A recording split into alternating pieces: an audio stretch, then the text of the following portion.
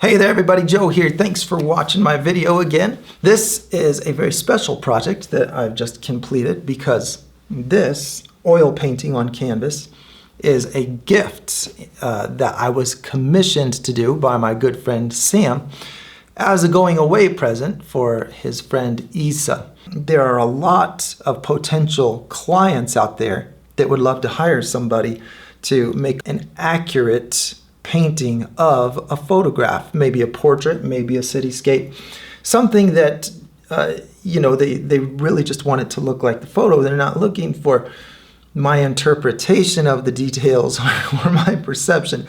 They want as little change from the original as possible, to put it in simple terms. And so, since that was the purpose of this project, it's what I was hired to do, I'm using a grid. Now, maybe that can feel like cheating to some. I just see it as taking a lot of the workload off of my mind. I could paint this from with no guide at all. I could just look at the buildings, look where all the little windows are, and just really strain myself to accomplish this.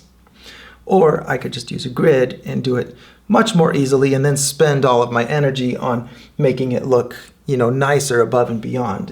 And so I got through the technical stuff as quickly as possible using the grid. And then I added my sky in. So the sky was not in the original. You can see that it's just an open sky in the photo. And I thought it would be fun to put a little bit of dramatic clouds. And I mean, I'm a lover of clouds and sky. I was like, well, this is a Mural Joe painting now, so I feel like I need to put the clouds in it. So I did try to make it somewhat unique and use my artistry. I want to tell you the way that I used this grid. So if you're not already familiar with using a grid to duplicate a photograph or whatever your picture is, maybe you're scaling up from your own drawing or rendering or using a photo, you put a grid, and so a grid, just a series of squares like this on your source picture. You can see all of my squares. And then you put an identical grid on your canvas that you're going to put the picture on. So this allows you to scale it to any size that you want. You have the exact same number of squares, the same width by the same height in squares, but you can make that as big or small as you want to, and then you can see exactly where the details lie in the picture in relationship to each other, and then go to your grid and really just count squares. It's so much easier than trying to do that all with your mind. That really is what you're doing. If you don't use a guide, you're trying to stare at a picture and imagine the proportions that you could just measure. So the way I did this was I made every fourth line. So every fourth line, 1, 2, 3, 4, going down, I made a fatter line, and then same thing going this way. So I have larger squares that are filled up with smaller squares. And so I'm going to put this up so that you can see it. You can see here's my larger square, and that's the only square that I put on my canvas. I didn't draw these thousands of little tiny squares. That's probably not thousands, maybe hundreds. I don't know. It's a lot though. It's the large square times 16. There's 16 of those in there. It would take me a really long time to go through and do it square by square by the small one. So I gave myself a large enough grid that I'm not killing a ton of time doing a million little squares. But then I gave myself extra guidelines by filling it in with lighter lines, so that when I'm on a larger square on my picture, I can look at a section like this, for example, and I can say, all right, this building here comes up not quite to the first square, and it's not too hard for me to imagine 1/4 of the distance of a square. So at that point, it's quicker for me to just approximate what I'm seeing in the location, and this helps me to identify exactly what it is. But then I just use my short-term memory to approximate what I just saw, because that's enough. This is close enough. I don't need it to be more exact than that. This was sufficient. So I'm a student of light and the way things look. I really just spend all of my hours contemplating why things look the way they do, and what I can learn, what I can take into my work and use for creating things. And so I'm learning the relationships of colors. Now, my point in saying that is that I saw all of the lights on these buildings, and I knew right away I could just make a gradient that gets yellower as it gets brighter toward the middle of any given light. So here's a little lamp post, and it's yellower on the outside. I put orange down first, then yellow, then white. And so all you see around this is a yellow glow, probably with a white dot in the middle. But this is the sequence, this is the pattern, that it goes from the reddest color to the orangest to the yellowest to the white. And it always goes toward the yellow on its way to pure white when you're making a bright light in a picture. And so I didn't need to make the exact same yellow or the exact same orange or red. As long as I have that gradient, it looks like light and my mission is accomplished. This photo is just a long exposure that probably scrambled up the natural colors anyway. I doubt that it looked like that, as you're looking at it in person. This is an artistic photo, with a long exposure. And so when I saw all these lights, I just found a method. I'm just going to do orange, then I'm going to do yellow inside the orange, then white inside of that. And that was good enough. I'm not trying to match the exact color of the light. So the colors I used for those were just straight out of the tubes. And what I really like to use when it comes to, oil and acrylic now, I just think that Grumbacher has excellent colors, especially the blue. I use the phthalo blue for all of these more turquoise blues in the sky. And it is a brilliant turquoise when I mix white with it. But other brands, I've mixed white with them and have not gotten the same colorful result. And so this is currently my favorite. And no, I didn't get paid to say that. They don't sponsor me in any way. And so here is cadmium orange and cadmium light yellow. Phthalo blue on the sky. I used a magenta that is called Theo Violet by Grumbacher. And I used that for these real purple tones. I mixed that Theo Violet with the phthalo blue. I used some French ultramarine blue to get the deeper blue that's a little bit more violet. And the brighter blue that's more turquoise, same thing. It's the phthalo blue where I had that. So being able to quickly recognize, this is not something you have to be highly trained to see if a color is more on the violet side of blue or the turquoise side of blue, greener side of blue. Just familiarity with the colors is all you need. And so my workflow for matching these more intermediate tones, it's hard to pin these down to just one primary color, these gray violet colors moving to a little more of a light reddish orange. The way I do that is I just look at it and think of where it is on the spectrum. So I think, is it toward the red, orange, yellow, green, blue, or violet? I look at this and I say, okay, it's red violet. I know it's like a gray muted version of that, but I don't care about that at the beginning. My process is with oil paint, first adding white. Every color includes white unless you really are trying to get a very dark color.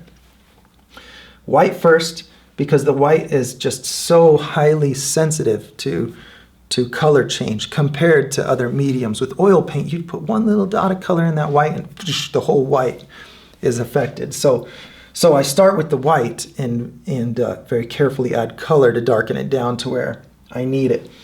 So I put white on, and then I put my red-violet balance. It doesn't matter what red and what violet. I'm just trying to get the hue to where it is on the rainbow.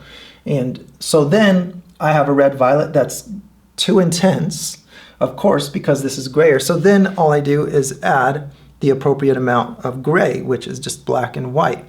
I always follow that order with every color. I get the hue and lightness. In this case, lightness was addressed by carefully adding the hue to the white. And so that's my workflow whenever I'm matching colors, is getting the hue and the lightness and then adding black or white to darken or brighten, or both to make it more gray. just in case you wondered what my process is for matching all of the colors that I see, because really this was intensive in that way of matching the colors that are on the screen. I chose to make the grass a little more yellowish. You can see it's more of a true green, and this is something I don't love about photographs and videos these days is they blow out all of the green to be what I think is an unnatural amount of true green, and so I just made it a little more of a yellowish green and added some black at the base to give it a little more perspective. Just a personal preference of mine to alter those colors. So last thing I'll talk about is the sky. You know, this just wouldn't be a Mural Joe video without some kind of a explanation about what the light is doing in the environment and how I can use that to build my own sky. So in the picture, the lighting is the same. I saw, okay, this is a sunset where the sun is shining across. I can see the bright light reflecting right off of the base of these buildings. I can see the pink in the sky that happens when the sunset is back here shining that way. The sunset only casts red light. It doesn't go to violet. Okay, red, orange, yellow. You see those colors, but you don't see purple light coming from the sun. Think about any sunset you've seen.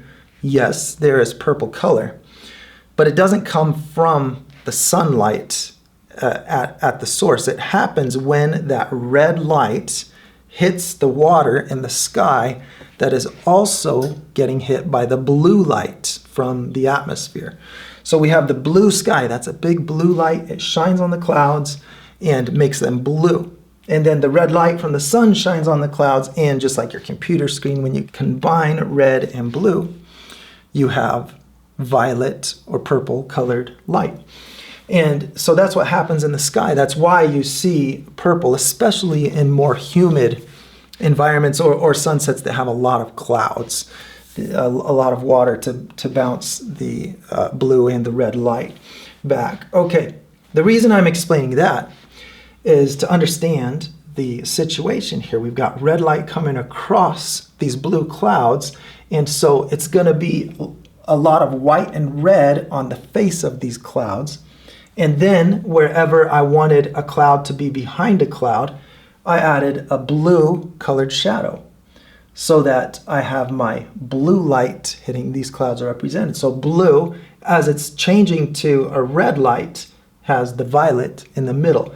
And so what happens a lot of the time with the undersides of these clouds is they're just barely catching that red light, so they don't make it all the way to the color red. They just kind of turn purple as they get a little bit of that red light making the otherwise blue cloud glow. So that's what you're seeing here. I just kind of mapped out where I wanted the clouds to be first. You saw me in the time lapse do white first and then add a bunch of magenta, which was that Theo Violet. That's the one, Grumbacher Max. This was a nice gift. I got this big tub of oil paints from a friend. I added that in between the blue and the red. And so that's what happens with these clouds is all of these, I just mapped out where they were by adding that Theo Violet or magenta, I like to call it magenta, to the white. And when I started to see where the clouds were, that's when I started to add the colors to how they should be. So I kind of am just free-flowing with placement first, and then I start adding the color. And again, I started with white because it's very hard to lighten in oil painting, very easy to darken in oil painting. And so you can see little bits of just a red and white mix, just pure cadmium red with white on these little dots. And then using violet wherever I have maybe just a little bit of light, fading into the blue clouds. And then a fun trick to do with a cloud scene is wherever you have spots that you want to look like they go up into the sky, you add your blue color, and then at the very top of that section, see how I have a little white top on that? I add white to that, and this works really well with that phthalo blue because it has such a bright blue color when you add the white to it. I add a little bit of white to make it like the sky is just popping through those clouds. Okay, I've done enough talking. Enough of the jibber jabber. I want to read this nice letter that I received from Sam about his friend Isa and the purpose of this gift that he commissioned me to paint for him. So Sam says, I never seemed to create anything I could even consider art, and definitely not something I would want anyone to hang on the walls of their home. However, I am an appreciator of art. I've been fortunate to have traveled to places and experienced some of the most amazing views and see some of the most amazing artistic talent from places around the globe. While traveling, I've always made it a point to bring a piece of those experiences back with me to help me always remember. I feel that we're a sum product of our experiences, and through art, I am reminded of the great parts of those experiences. With that, I have a great friend at work who has been in the United States for the past few years, who will be returning home. He's been a great friend and mentor to me, as well as always helping others around him. I wanted him to have a special piece of art that he can take home to his country that will help him remember the great times he had while he lived here in Houston. Just as I collect art from places I travel to, I hope that his family will enjoy this piece of art as a memory of great times they had as they were at a home away from home. Hopefully, every time they see this painting, they will get a moment to reminisce the great times they had while living in the U.S. With that said, thank you for creating this piece of art for a great friend, Isa. I also want to say personally to you, Isa, who will be receiving this painting very soon, that it has been an honor and a pleasure doing this, and it gave me extra inspiration as I was painting this to know the purpose behind it. I very much enjoyed it, and just like Sam, I also hope it continues to bring you fond memories in the future. Thank you very much for watching my video, everyone, and giving me a stage to present this gift to Isa. And I just want to remind you to subscribe to my channel if you want to give me the privilege of showing off for you in the future all of my tips and tricks for drawing and painting. And I look forward to seeing you in the next video.